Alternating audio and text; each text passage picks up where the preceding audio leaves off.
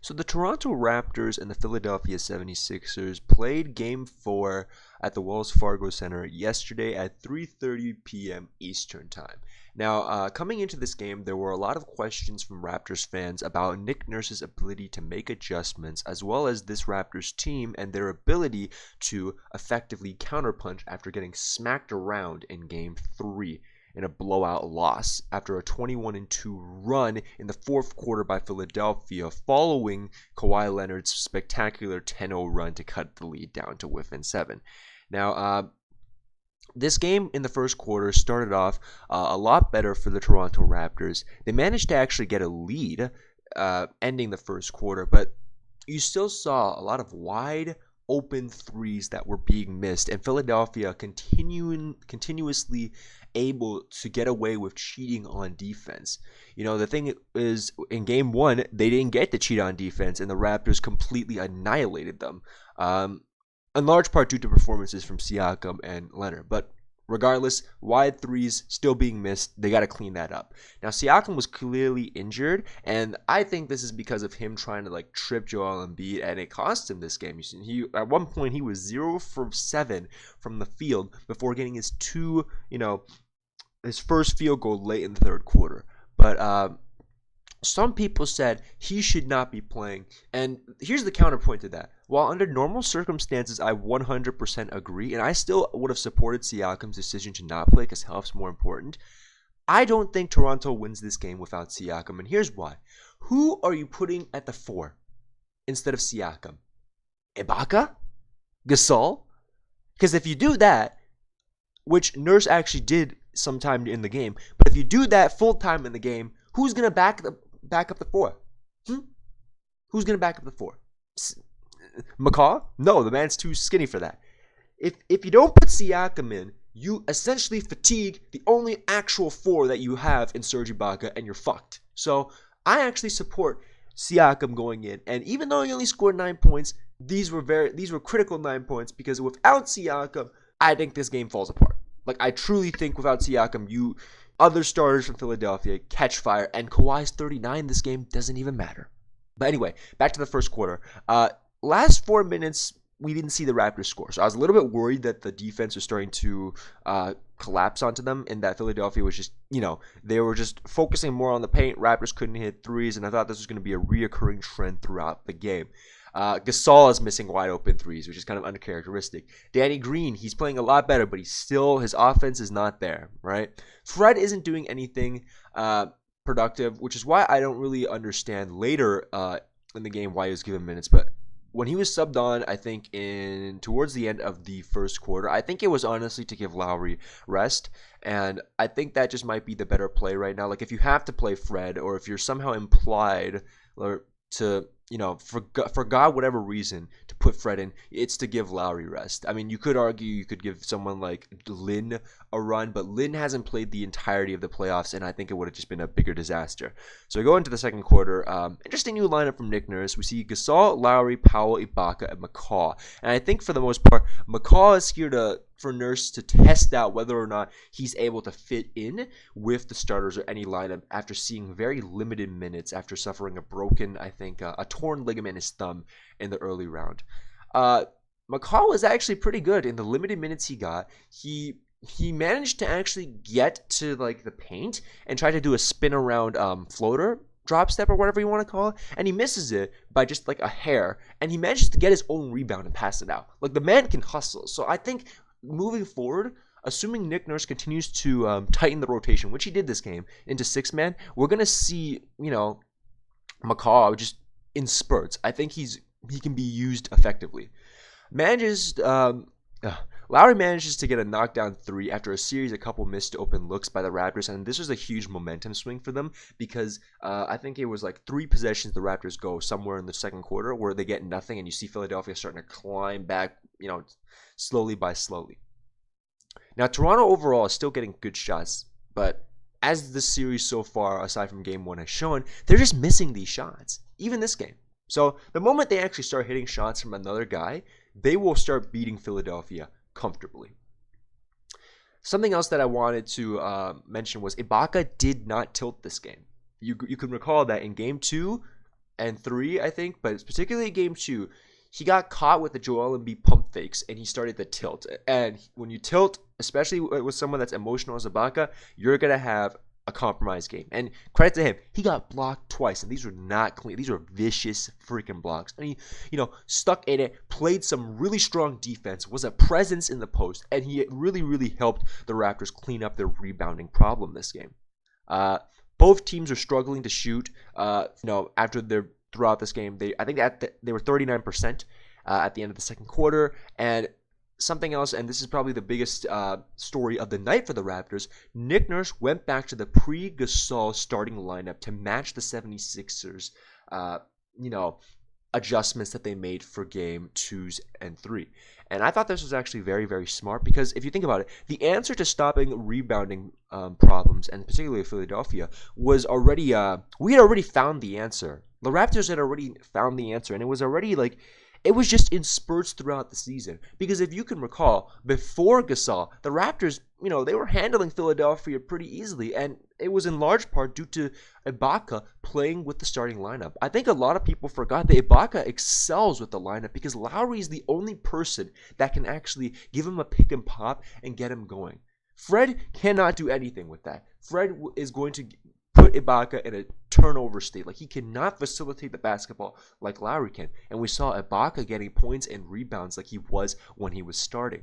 Now, does this mean I think Marc Gasol should go to the bench? No, I still think Ibaka, just for the sake of this series, he needs to be that sixth man. There are times where I think he should be on the floor more often than Gasol, but I think what needs to happen is Nick Nurse needs to start using Ibaka and Gasol like chess pieces in the same way that Brett Brown has utilized, Tobias Harris and Joel Embiid were just packing him in the pace as a chess piece. Same thing with Ben Simmons. He has Ben Simmons on Kawhi 24/7.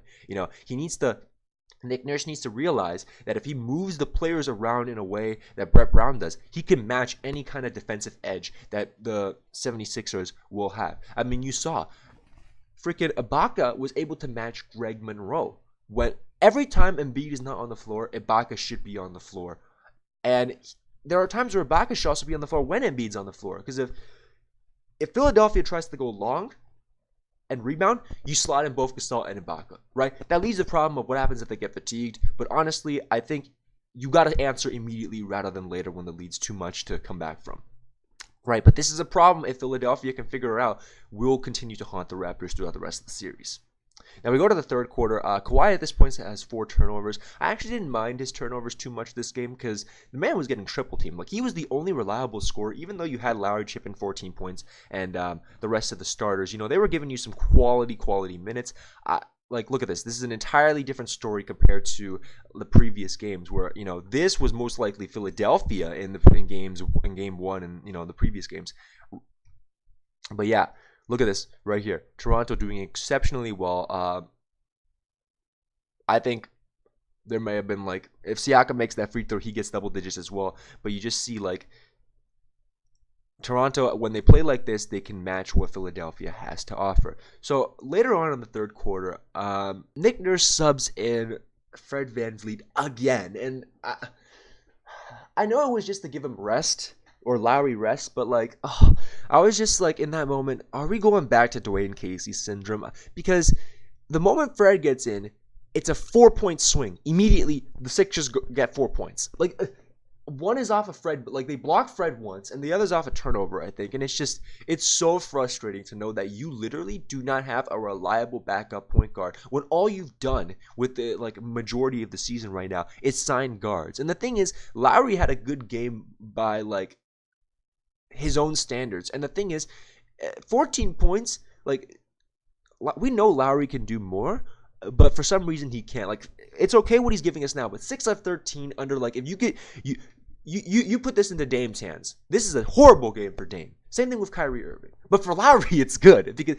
And that's how much his shooting touch, I think, has fallen off. Because, a lot of the buckets he's getting, he's driving and doing mid-range. He can't shoot threes anymore, which I guess is fine. Because everything else he does is so much more important that it can be compensated. But if Lowry can't hit threes at a reliable rate, if he can't hit 2 threes a game, you're gonna start to see Philadelphia cheat even more. And with the way Gasol and Green have been shooting, aside from this game from the 3-point line, they're probably going to continue to get away with it if they can't hit threes the next game. Now, Kawhi, I thought was going to play the entire game, and I wouldn't have minded if he did because this is a do-or-die game, right? He ended up playing 43 minutes, but he was spectacular, and he actually managed to get the rest that he needed this game because the Sixers didn't rout the Raptors completely when he was on the bench. Like, I think when Kawhi is on the bench, the Raptors are a net minus 49 rating, and when he's on, they're plus 7. Like, that's a 42 freaking net rating differential. Which is absolutely insane. Like, Kawhi is literally hard carrying the Raptors on scoring, defense, like everything. Straight up everything. He's doing it all for them. And they're just squeaking by, right? So we go into the fourth quarter. Like I said earlier, Nurse opts to rest Kawhi. And I'm thinking, okay, now all the rest of Toronto has to do is hold the point differential. And this time, they did a better job in doing that. I think they were only down 4 points, when Kawhi came back in, and he managed to get his extended rest, and it wasn't cut short this time. Lowry made a huge bucket to tie the game, and, something else I noticed, Gasol, while he did have a good game in the fourth quarter, he just refuses to post up anymore. I don't know why, but, I think, Ibaka's doing it, and Ibaka is not afraid of getting blocked. Like, Gasol you saw him in multiple positions where he could just post someone up, but he just refuses. Instead, he just tries to take these jumpers or whatever. But I don't know. It could be something to do with his offense. Maybe he hasn't gotten enough touches to get hot. I just think that he needs to post up more, and he needs to stop doing that impulsive pass back like a hot potato. Like, every time he got the ball, for the majority of the game, you see this guy lightning pass it back, and it's like, well, nice pass, but nothing was accomplished. Other than Kawhi able to get his, players getting their steps back.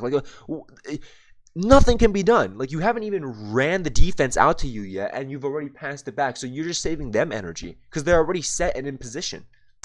But yeah, anyway, fatigue for Kawhi also started to show. He missed 2 free throws, and he missed the 3, I think, in the fourth quarter. Wasn't too much to hamper them. I think he ended up missing 4 in total towards the end, but, it is what it is. Toronto was playing with foul trouble. He had 5 on Danny Green, 5 on Gasol, and credit to these guys, they did not get a technical foul. Rather, Philadelphia, I think, had 2 technical fouls this game, which ended up costing them quite a bit.